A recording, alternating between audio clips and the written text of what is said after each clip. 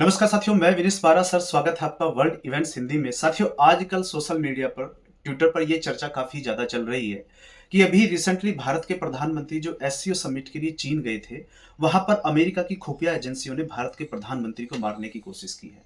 हालाँकि साथियों, इसका क्लेम ना तो अमेरिका की सरकार ने किया है, ना भारत सरकार ने किया है।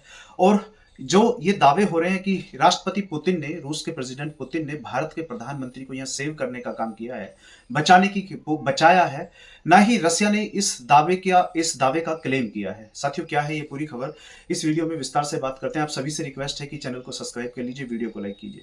साथियों, आपको पता होगा कि भारत के प्रधानमंत्री 29 अगस्त को पहले जापान जाते हैं और फिर ये 30 अगस्त को चाइना जाते हैं एससीओ समिट के लिए। यहाँ पर ये 30 से 1 सितंबर तक चाइना में भारत के प्रधानमंत्री रहते हैं। यहाँ पर रेड कारपेट बिछाकर भारत के प्रधानमंत्री का भव्य वेलकम किया जाता है और भारत के प्रधानमंत्री की मीटिंग यहाँ पर चीन के प्रेसिडेंट और रूस के प्रेसिडेंट पुतिन के साथ होती है। उस समय की ये काफी वायरल तस्वीरें हैं, आप देख सकते हैं।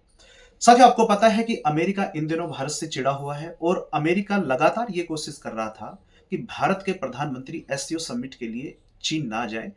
अमेरिका नहीं चाहता कि उस समय साथियों ये भी उस समय चर्चा गर्म हो गई थी कि अब भारत चीन और रसिया के साथ मिलकर जो आरआईसी है, यानी कि जो रसिया, इंडिया, चाइना का जो ग्रुप है, इसको मजबूत मजबूत करने का काम कर रहा है, यानी कि मजबूती देने का काम कर रहा है। उस समय साथियों चर्चा काफी गर्म हुई थी। तो अमेरिका ने काफी प्रयास किए भारत की इस यात्रा को रोकने के लिए। आपने देखा होगा डोनाल्ड ट्रंप के उस समय काफी ट्वीट भी आए थे। साथियों, इसी दौरान होता क्या है कि भारत के प्रधानमंत्री अपनी कार में ना बैठकर, जब ये एससीओ की मीटिंग के लिए जा रहे थे, तो भारत के प्रधानमंत्री यहां अपनी कार में ना बैठकर राष्ट्रपति पुतिन की कार में बैठ जाते हैं और ये लंबे लगभग 45 मिनट तक राष्ट्रपति पुतिन के साथ बातचीत करते हैं। ये उस समय इमेज काफी वायरल हुई और लोगों ने ये कहा, न्यूज़पेपर, न्यूज़ आउटलेट्स ने ये कहा, देखो भारत के प्रधानमंत्री और रशिया के प्रेसिडेंट की जो दोस्ती है वो किस तरीके की है। लंबे समय से दोनों एक ही कार में बैठकर और उस हॉल तक भी गए जहां पर ये एससीओ समिट की मीटिंग चल रही थी।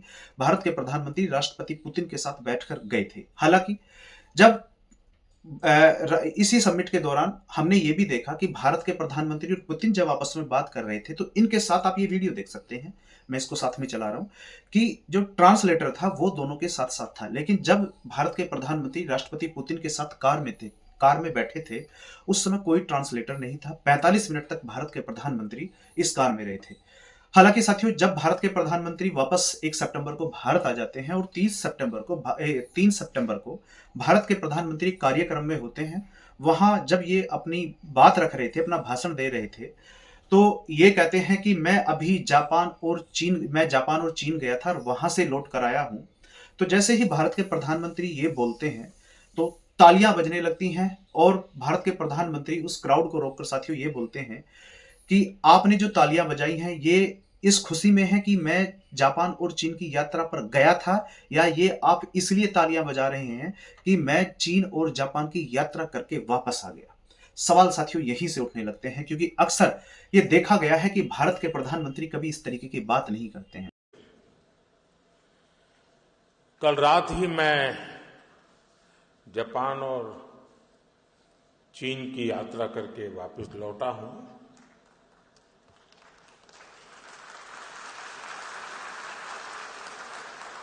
आप गया था इसकी ताली बजा रहे हो कि आया हूं इसकी ताली बजा रहे हो?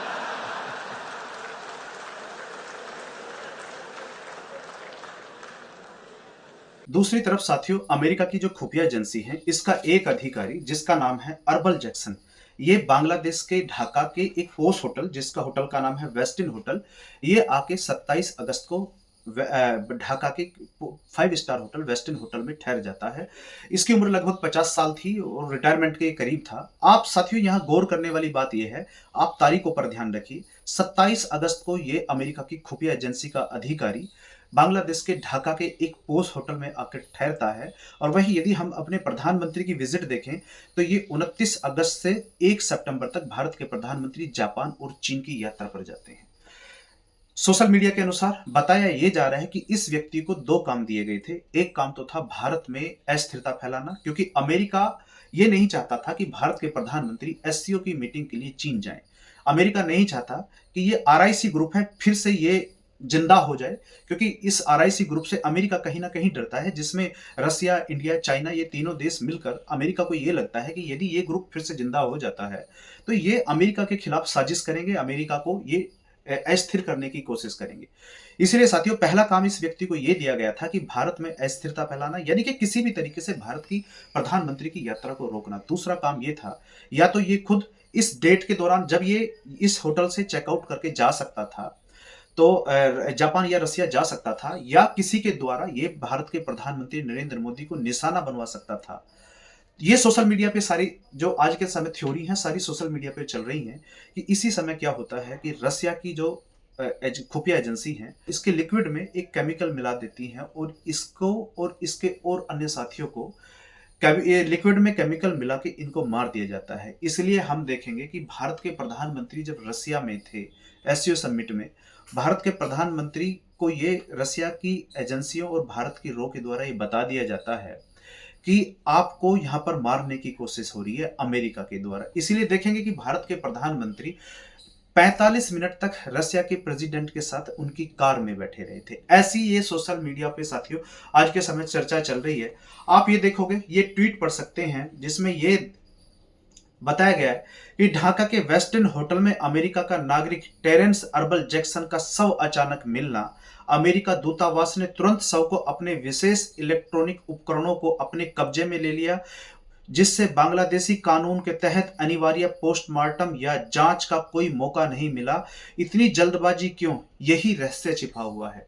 ये साथियों सोशल मीडिया पे चल रहा है, क्योंकि जब ये व्यक्ति मर गया, एक तो सबसे पहले जो बांग्लादेश में अमेरिका की एम्बेसी है, इसके अधिकारियों ने इसके शव को अपने कब्जे में ले लिया।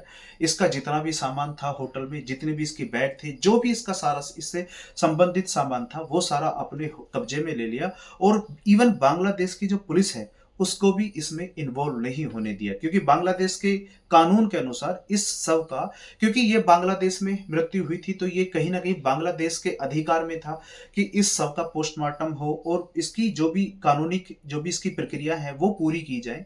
लेकिन यहाँ पर अमेरिका के अधिकारियों ने कुछ भी नहीं होने दिया।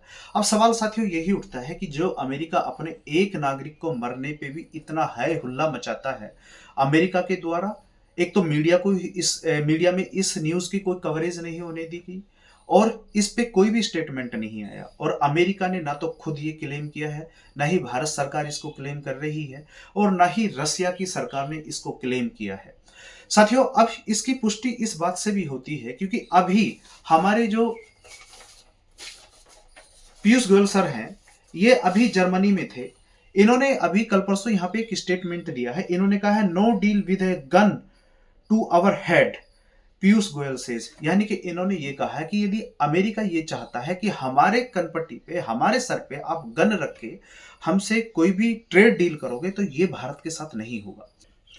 हालांकि साथियों, लोग यहाँ यही अंदाजा लगा रहे हैं कि जो एक तो पीयूष गोयल सर ने ये जो कहा है कि हमारे आप सर पे गन लगाकर हमसे कोई ट्रेड डील नहीं ले सकते, और भारत के प्रधानमंत्री का ये कहना कि आपको इस बात की खुशी है कि मैं जापान गया था, या आपको इस बात की खुशी है कि मैं जापान चीन की यात्रा करके लौट आया, ये बड़ी बात है। लोग अंदाजा लगा रहे हैं, कयास यहाँ पर अपने अपने हैं, सोशल मीडिया का जमाना है। हालांकि इस खबर की गारंटी कुछ नहीं है क्योंकि किसी भी सरकार ने इसको क्लेम नहीं किया है।